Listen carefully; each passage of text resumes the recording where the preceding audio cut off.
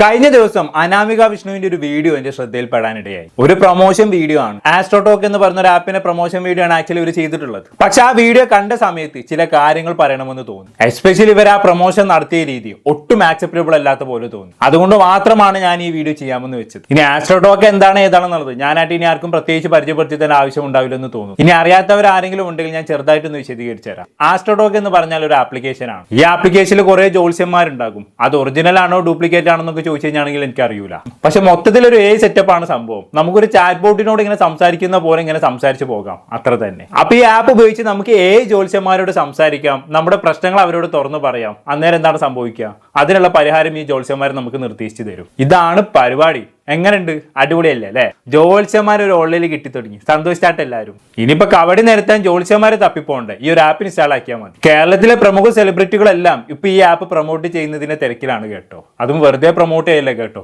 ലക്ഷങ്ങളാണ് ഈ app promote ചെയ്യാൻ ആസ്ട്രോടോക്കാർ ഓരോ ഇൻഫ്ലുവൻസർക്കും കൊടുക്കുന്നത്. അതിനുള്ള വരുമാനം ഈ ആസ്ട്രോടോക്കാർക്ക് കിട്ടുന്നുണ്ട്, അത് വേറെ കാര്യം. ഒരു വർഷത്തെ അവരുടെ ടേൺ ഓവർ എത്രയാണെന്ന് കേട്ട് കഴിഞ്ഞാണെങ്കിൽ നിങ്ങളുടെ കണ്ണ് തള്ളിപ്പോകും. നമുക്ക് അതിലേക്കൊക്കെ വരാം. അതിനു മുമ്പ് ഈ ആപ്പ് പ്രൊമോട്ട് ചെയ്തുകൊണ്ട് അനാമിക ചെയ്ത വീഡിയോ നമുക്കൊന്ന് കാണാം. നമ്മുടെ ഉണ്ണിമോളുടെ ഹെൽത്ത് ഇഷ്യൂസിനെ പറ്റി ചോദിച്ചിട്ട് കുറച്ച് കമന്റ്സും കാര്യങ്ങളും ഈ ഇടകൊണ്ട് വരുന്നുണ്ട്. കാരണം നമ്മൾ ഉണ്ണിമോളുടെ ഓരോ ഡെവലപ്മെന്റ് വീഡിയോ നമ്മൾ അപ്ലോഡ് ചെയ്യുമ്പോഴും അതിന്റെ താഴെ വരുന്ന കുറച്ച് കമന്റ്സ് ആണ്. പിന്നെ നമ്മൾ ഒന്ന് രണ്ട് പേര് വിളിച്ച് ചോദിക്കുകയും ചെയ്തിട്ടുണ്ട്, ഡോക്ടർ എന്ത് പറഞ്ഞു, ഉണ്ണിമോളുടെ ഹെൽത്ത് ഇപ്പൊ എങ്ങനെയാണോ, ഓക്കെ ആണോ എന്നൊക്കെ ചോദിച്ചിട്ട് കുറച്ച് മെസ്സേജ് വരുന്നുണ്ട്, കോൾസ് വരുന്നുണ്ട്. അപ്പൊ ഞാൻ വിചാരിച്ചു ഉണ്ണിമോളെ സ്നേഹിക്കുന്ന ഒത്തിരി പേരുണ്ട്. അപ്പൊ അവരൊക്കെ ഇതൊരു റിപ്ലൈ വീഡിയോ ആയിട്ടെന്ന് വെച്ചാൽ അവരുടെ ചില സംശയങ്ങളും അതുപോലെ തന്നെ ഉണ്ണിമോളെ പറ്റി അറിയാനുള്ള ആ ഒരു ആകാംക്ഷയും കൊണ്ട് ഉള്ളവരുണ്ട്. അപ്പം ഞാൻ വിചാരിച്ചു നിങ്ങൾക്ക് വേണ്ടിയിട്ട് എന്നാ ഇങ്ങനത്തെ ഒരു വീഡിയോ ചെയ്യാം, ഉണ്ണിമോളുടെ ഹെൽത്ത് ഇഷ്യൂസ് ഉണ്ണിമോളെ പറ്റിയിട്ട് ഒരു ചെറിയ വീഡിയോ ചെയ്യാമെന്ന് ഞാൻ വിചാരിച്ചു. ഇതിനായിട്ട് ഉണ്ണിമോളുടെ ക്യാരക്ടറും അതുപോലെ തന്നെ ഉണ്ണിമോളെ പറ്റിയിട്ടുള്ളതാണ് ഇന്നത്തെ വീഡിയോ.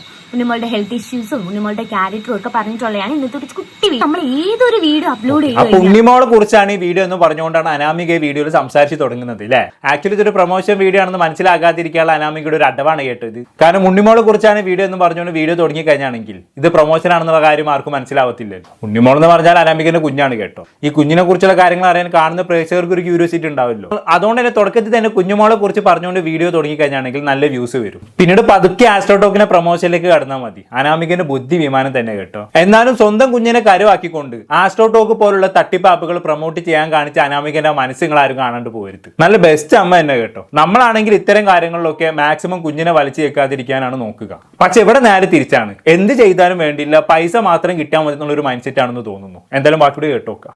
അത്രയ്ക്ക് സ്പീഡിലാണ് നമ്മളെ ഉണ്ണിമോള് മുട്ടിലെഴയുന്നത്. നല്ല രീതിക്ക് അവള് മുട്ടിലെഴയാൻ തുടങ്ങിയിട്ടുണ്ട്.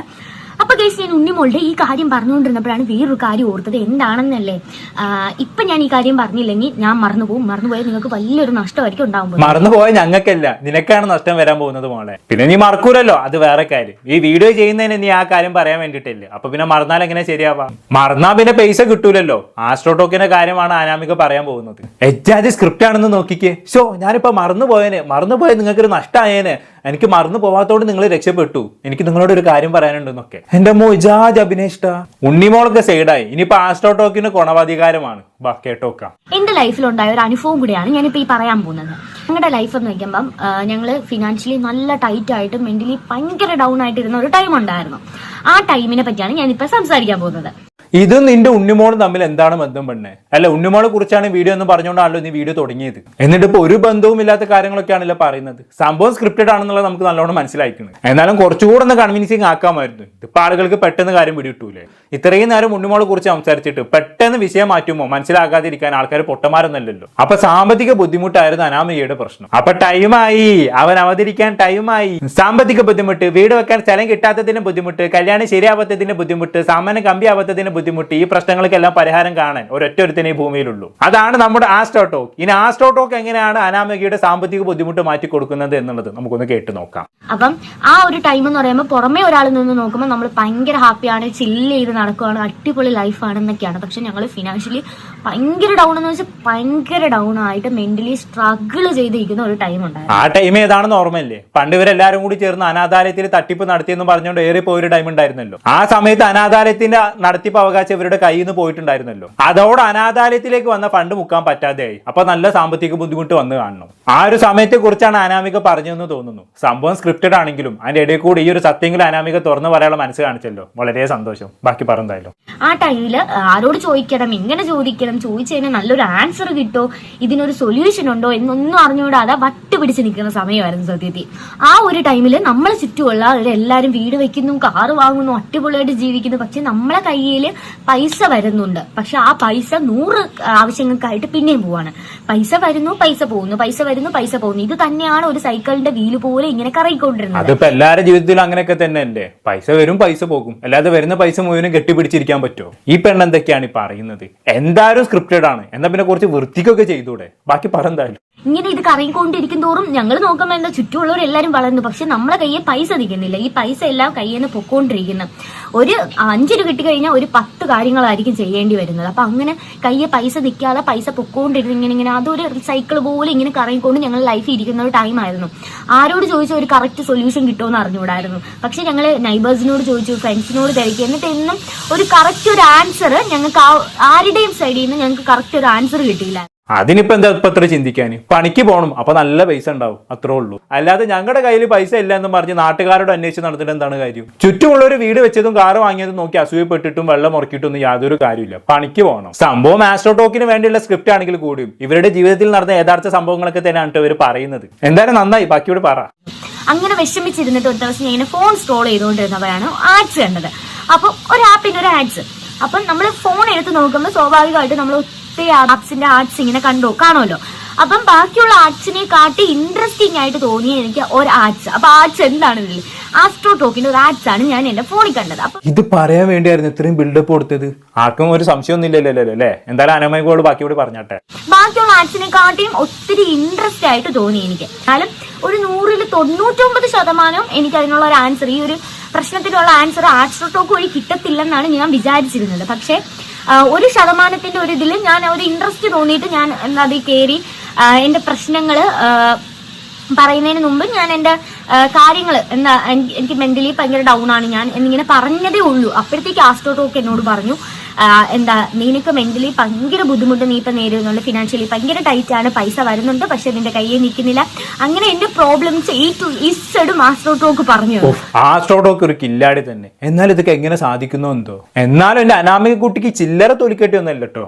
നിങ്ങൾ പ്രൊമോഷൻ ഒക്കെ ചെയ്തു, ഒരു കുഴപ്പമില്ല. പക്ഷെ ഇത്തരത്തിൽ ആൾക്കാരെ പറ്റിക്കുന്ന ആപ്പുകളൊക്കെ പ്രൊമോട്ട് ചെയ്ത് കിട്ടുന്ന പൈസ കൊണ്ട് എന്തെങ്കിലും വാങ്ങി തിന്നാലേ ആ തിന്നത് ദഹിക്കൂല കേട്ടോ. പറഞ്ഞില്ലെന്ന് വേണ്ട. പിന്നെ നിങ്ങൾക്ക് ആൾക്കാരെ പറ്റിച്ച് നല്ല പരിചയം ഉണ്ടായതുകൊണ്ട് കുഴപ്പമില്ല. എന്തായാലും ബാക്കിയോട് പറഞ്ഞാട്ടെ. ഒന്നും എന്റെ ലൈഫിൽ ഉണ്ടാവത്തില്ല എന്ന് എനിക്കൊരു ഉറപ്പ് ആസ്ട്രോ ടോക്കിൽ നിന്ന് കിട്ടി. അപ്പം അതിന് ശേഷമാണ് സത്യത്തിൽ ഞാൻ മനസ്സുകൊണ്ടൊന്ന് ആശ്വസിച്ചത്. ദൈവമേ എന്ന് വിളിച്ചൊന്ന് ആശ്വസിച്ചത് അപ്പോഴാട്ടോ. അപ്പം ആരിൽ നിന്നും കിട്ടാത്ത ഒരു ആശ്വാസവും ഒരു ഉറപ്പും എനിക്ക് ആസ്ട്രോ ടോക്കിൽ നിന്ന് കിട്ടി. അപ്പൊ നിങ്ങളുടെയും ഫാമിലി ലൈഫിലാവട്ടെ, റിലേഷൻഷിപ്പ് ആവട്ടെ, ഫിനാൻഷ്യൽ ഇഷ്യൂസ് ആവട്ടെ, എന്തിലും നിങ്ങൾക്ക് ആസ്ട്രോ ടോക്ക് വലിയ രീതിയിൽ നിങ്ങളെ ഹെൽപ്പ് ചെയ്യുമെന്ന് എനിക്ക് 100% ഉറപ്പുണ്ട്. കാരണം അതിനൊരു ഉദാഹരണം തന്നെയാണ് സത്യത്തിൽ ഞാൻ കേട്ടോ. എന്റെ ലൈഫിൽ ആസ്ട്രോ ടോക്ക് എനിക്ക് ആ തന്ന വാക്കും കുറച്ച് സിമ്പിൾ റെമഡീസും ഒക്കെ എന്താ അതൊക്കെ ഒരു എനിക്ക് വലിയൊരു കാര്യമാണ്. അത് എനിക്ക് എങ്ങനെ പറയണമെന്ന് അറിഞ്ഞൂടാ. കാരണം ആ ഒരു ടൈമിൽ ഞാൻ അനുഭവിച്ചത് ഇപ്പൊ എന്റെ ലൈഫിലൂടെ വെച്ച് നോക്കുമ്പോൾ ഒത്തിരി ചേഞ്ചസ് വന്നിട്ടുണ്ട്. അപ്പൊ അങ്ങനെയൊക്കെയാണ് കാര്യങ്ങൾ. എന്നാലും എന്തൊക്കെ കാണണല്ലേ. വന്നിപ്പോ ജോത്സ്യത്തിനും ആപ്പും പ്രൊമോഷനും ഒക്കെ തുടങ്ങിയെന്ന് പറഞ്ഞാണെങ്കിൽ എവിടെ എത്തി നിൽക്കുന്ന കാര്യങ്ങൾ. അല്ലെങ്കിലും വർത്തമാനകാല ഇന്ത്യയിലെ ഏറ്റവും നല്ല ബിസിനസ് എന്ന് പറയുന്നത് ഇതൊക്കെ തന്നെയാണ്. എന്തായാലും എന്ത് പ്രശ്നം ഉണ്ടെങ്കിലും ആസ്ട്രോ ടോക്കിന്റെ കയ്യിൽ പ്രതിവിധി ഉണ്ട് കേട്ടോ. അതാണ് ഒരു ആശ്വാസം. എന്താണ് പ്രശ്നമെന്ന് പോലും പറയണ്ട, ഒരു ആയ മാത്രം അയച്ചാൽ മതി. നമ്മുടെ പ്രശ്നം എന്താണെന്നും അതിന് പ്രതിവിധി എന്താണെന്നും ഒക്കെ ഇവർ എങ്ങോട്ട് പറഞ്ഞു തരും. ഏത് കൊട്ടേഷനോട് എടുക്കും? പെണ്ണ് വേണോ? റെഡി. വീട് വേണോ? അതും റെഡി. ഇത്രയും നല്ലൊരു ബ്രോക്കർ എവിടെ കിട്ടും അല്ലെ? കുടുംബ പ്രശ്നങ്ങൾക്ക് ഇവനൊരു സൈക്കോളജിസ്റ്റ്, എല്ലാം തകർന്നിരിക്കുന്നവർക്ക് ഇവനൊരു മോട്ടിവേറ്റർ. ഇനി പെണ്ണ് കിട്ടാത്തവന്മാർ ആരെങ്കിലും ഉണ്ടെങ്കിൽ അവർക്കിടയിൽ ഇവനൊരു ഒറ്റ പേരേ ഉള്ളൂ, ബ്രോക്കർ. എന്താല്ലേ. എന്നാലും ഈ ആപ്പ് തുടങ്ങിയവനെ സമ്മതിക്കണം കേട്ട്. എച്ചാതി കാഞ്ഞ ബുദ്ധി അണ്ണ. ഇന്ത്യയിലുള്ള ആൾക്കാർ എങ്ങനെ പറ്റിക്കണം എന്നുള്ളത് അണ്ണനെ നന്നായി അറിയാം. എന്തായാലും സകല സോക്കോൾഡ് ഇൻഫ്ലുവൻസേഴ്സ് ഇപ്പൊ കവടി നിരത്തി ഇറങ്ങിയിട്ടുണ്ട്. ഇൻഫ്ലുവൻസർമാർ മാത്രമല്ല കേട്ടോ, പ്രമുഖ നടന്മാരും നടിമാർക്കും ഒക്കെ ഇപ്പൊ ഇതൊക്കെ തന്നെയാണ് പരിപാടി. നമുക്ക് എന്തായാലും അപർണ ബാലമുരളിയുടെ ഒരു വീഡിയോ കണ്ടോക്കാം. ഗുരുജി, നിങ്ങൾ പറഞ്ഞ പോലെ തന്നെ എന്റെ ഫ്രണ്ടിന്റെ മാരേജ് ഇഷ്യൂസ് എല്ലാം സോൾവ് ആയി. മാം ഇപ്പോഴും ഇതൊക്കെ വിശ്വസിക്കുന്നുണ്ടോ? അതാ എന്നാ ഒരു ഡീൽ ചെയ്യട്ടെ. ഈ ആപ്പിൽ നിന്റെ ഡേറ്റ് ഓഫ് ബർത്ത് മാത്രം അടിച്ചു കൊടുത്താൽ മതി. പിന്നെ നിനക്ക് എന്ത് ഡൗട്ട് ഉണ്ടെങ്കിലും ചോദിക്കാം. അത് കഴിഞ്ഞിട്ട് നീ ഡിസൈഡ് ചെയ്തു വിശ്വസിക്കണോ വേണ്ടത്. എന്താ സൈലന്റ് ആയി പോയത്? അല്ല, എനിക്ക് മാത്രം അറിഞ്ഞൊരു കാര്യമാണ്. എങ്ങനെ ഈ അസ്ട്രോളജർ പറഞ്ഞു? എക്സാക്ട്ലി. നീ ഇപ്പൊ ആസ്ട്രോ ടോക്കിലെ ഡേറ്റ് ഓഫ് ബർത്ത് അടിച്ചു കൊടുത്തപ്പോഴത്തേക്കും നിനക്ക് മാത്രം അറിയുന്ന ഒരു സീക്രട്ട് അല്ലേ റിവീൽ ആയത്. അതുപോലെ നിന്റെ ലൈഫിലുള്ള എല്ലാ കാര്യങ്ങളും അവര് നീ ചിന്തിക്കുന്നതിന് മുന്നേ ഇങ്ങോട്ട് പറയും. അത് ബെസ്റ്റ് പാർട്ട് ഇതിന്റെ ഫസ്റ്റ് ചാറ്റ് ഫ്രീ ആണ്. ഓക്കെ, എനിക്ക് മാത്രം അറിയാവുന്ന കാര്യം ഈ ആസ്ട്രോളജർ എങ്ങനെ പറഞ്ഞു എന്നുള്ളതാണ് അപർണയുടെ കൂടെയുള്ള പെൺകുട്ടിയുടെ സംശയം എന്ന് പറയുന്നത് അല്ലേ. എന്റെ പൊന്നുമോളെ, ഈ കാലത്ത് അങ്ങനെ നിനക്ക് മാത്രം അറിയുന്ന ഒരു കാര്യം എന്ന സംഭവമേ ഇല്ല. നിന്റെ എല്ലാ സീക്രട്ടും മറ്റാർക്കും അറിയില്ലെങ്കിലും നിന്റെ കയ്യിലുള്ള ആ ഫോണില്ല, അതിനെല്ലാ സീക്രട്ടും അറിയും. ആ ഫോണിലുള്ള ഒട്ടുമിക്ക ആപ്പുകൾക്കും അറിയും. നമ്മൾ എന്തെങ്കിലും പറയുന്നത് നോക്കിയിരിക്കുകയാണ് ഈ ആപ്പുകളെല്ലാം. ചില സമയത്ത് നമ്മൾ എന്തെങ്കിലും ചിന്തിച്ചാൽ മാത്രം മതി. പിന്നെ കുറച്ച് കഴിഞ്ഞ് നമ്മൾ ഫോൺ എടുത്ത് നോക്കി കഴിഞ്ഞാണെങ്കിൽ നമ്മൾ ചിന്തിച്ചതുമായി റിലേറ്റഡ് ആയിട്ടുള്ള ഫോട്ടോസോ റീൽസോ അല്ലെങ്കിൽ ആഡ്സോ ഒക്കെ നമുക്ക് കാണാൻ പറ്റും. അതിങ്ങനെ വരുന്നത് കാണാം. സംഭവം നിങ്ങൾ ഇവിടെ സ്ക്രിപ്റ്റിന്റെ ഭാഗമായി പറഞ്ഞതാണെന്ന് അറിയാം, എന്നാലും ഞാൻ ജസ്റ്റ് പറഞ്ഞതേ ഉള്ളൂ. എന്തായാലും നമുക്ക് ഈ ആസ്ട്രോ ടോക്കിന് വേണ്ടി മമത മോഹൻദാസും അനുശ്രീയും ചെയ്തൊരു വീഡിയോ കൂടി കണ്ടുനോക്കാം. നിന്റെ ഡേറ്റ് ഓഫ് ബർത്ത് പറ, ഞാൻ ആസ്ട്രോ ടോക്ക് ആപ്പിൽ ഇട്ടിട്ട്. It's 11/9/1995.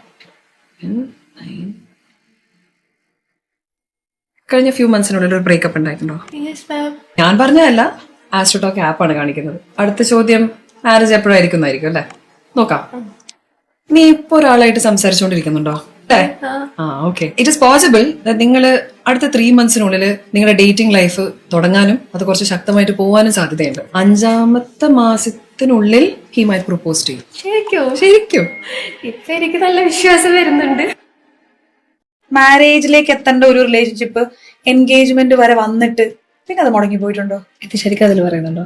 ഇതിൽ പറയേണ്ട എനിക്ക് പറയാൻ പറ്റത്തില്ലല്ലോ. അതിന് പേഴ്സണൽ ലൈഫ് കാര്യമില്ല, എങ്ങനെയാ പുള്ളിക്കാരൻ പറയുന്നത് ഇതൊക്കെ. അനുശ്രീനെ കുറിച്ച് കറക്റ്റ് ആയിട്ടാണ് പറഞ്ഞത്. ആസ്ട്രോ ടോക്കിൽ ജസ്റ്റ് നിങ്ങളുടെ ഡേറ്റ് ഓഫ് ബർത്ത് മാത്രം കൊടുത്താൽ മതി.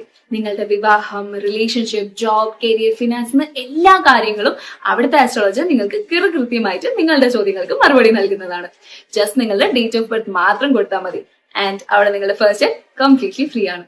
എന്തായാലും ഇങ്ങനെയുള്ള വലിയ വലിയ സെലിബ്രിറ്റികൾ വരെ ഇത്തരത്തിലുള്ള തട്ടിപ്പാപ്പുകൾക്ക് കൂട്ടി നിൽക്കുക എന്നൊക്കെ പറഞ്ഞാൽ കഷ്ടമുണ്ട് കേട്ടോ. ഹിന്ദിയിൽ രൺബീർ കപൂർ പോലുള്ള സൂപ്പർ സ്റ്റാറുകൾ പോലും ആസ്ട്രോ ടോക്ക് ആപ്പുകൾ പ്രൊമോട്ട് ചെയ്യുന്നുണ്ട് എന്നൊക്കെയാണ് കേട്ടത്. ഇവർക്കൊക്കെ എന്തില്ലേ, കുറച്ച് പൈസ കിട്ടിയാൽ മാത്രം മതി, വേറെ എന്ത്. ഒരു ദിവസം 1 കോടി രൂപ മാത്രം ആസ്ട്രോ ടോക്കുകാർ പരസ്യത്തിനായി ചെലവഴിക്കുന്നുണ്ടെന്നാണ് പറയപ്പെടുന്നത്. അപ്പൊ പിന്നെ നമ്മുടെ നാട്ടിലെ സോക്കോൾഡ് നടിമാർക്കും നടന്മാർക്കും ഇൻഫ്ലുവൻസർമാർക്കും ഒക്കെ ഇവരുടെ കയ്യിൽ നിന്നും എത്ര ലക്ഷങ്ങളാണ് കിട്ടുക എന്നുള്ളതൊന്ന് ആലോചിച്ച് നോക്കിയാൽ മതി. എന്നിട്ട് ഈ പൈസ വാങ്ങിയിട്ട് ഇവരൊക്കെ നമ്മളെ പറ്റിക്കുന്നു. ഉളുപ്പുണ്ട് അവർക്കൊക്കെ. ഇന്ന് ഇന്ത്യയിലെ തന്നെ ഏറ്റവും വലിയ ബിസിനസ്സുകളിലൊന്നായോ ആസ്ട്രോ ടോക്ക് വളർന്നു കഴിഞ്ഞു എന്നുള്ളതാണ്. 1200 കോടി മുകളിലാണ് ഒരു വർഷത്തെ ഇവരുടെ ആകെ വരുമാനം എന്ന് പറയുന്നത്. അതിൽ 250 കോടിക്ക് മുകളിൽ മാത്രമാണ് ഇവരുടെ ലാഭം എന്ന് പറയുന്നത്. എത്രയാണ്? 250 കോടി. ആളെ പറ്റിച്ചുണ്ടാക്കുന്ന പൈസയാണെന്ന് ഓർക്കണം. ആസ്ട്രോ ടോക്ക് ആപ്പ് വഴി കവിട് നിരത്തി മാത്രമല്ല ഇവർ ഈ പൈസ ഉണ്ടാക്കുന്നത്. സമ്പത്ത് വർദ്ധിക്കാൻ, പുത്ര സൗഭാഗ്യം ലഭിക്കാൻ, രോഗങ്ങൾ മാറാൻ എന്നൊക്കെ പറഞ്ഞുകൊണ്ട് പലതരത്തിലുള്ള രുദ്രാക്ഷ മാലകളും ചെയിനുകളും ഒക്കെ ഇവർ ഓൺലൈൻ വഴി വിൽക്കുന്നുണ്ട്. ഇങ്ങനെ അടിമുടി തട്ടിപ്പാണ് ഇവർ നടത്തിക്കൊണ്ടിരിക്കുന്നത്. ആളുകളുടെ വിശ്വാസത്തെയാണ് ഇവർ ചൂഷണം ചെയ്യുന്നത്. നിസ്സഹായരായിട്ടുള്ള മനുഷ്യരെ ചൂഷണം ചെയ്താണ് ഇവരൊക്കെ വളരുന്നത്. മനുഷ്യൻ തന്റെ ഏറ്റവും വൾണറബിൾ ആയിട്ടുള്ള അവസ്ഥയിലാണ് ഇത്തരത്തിലുള്ള ജ്യോത്സ്യന്മാരെയും ആൾദൈവങ്ങളെയും ഒക്കെ തേടി പോകുന്നത്.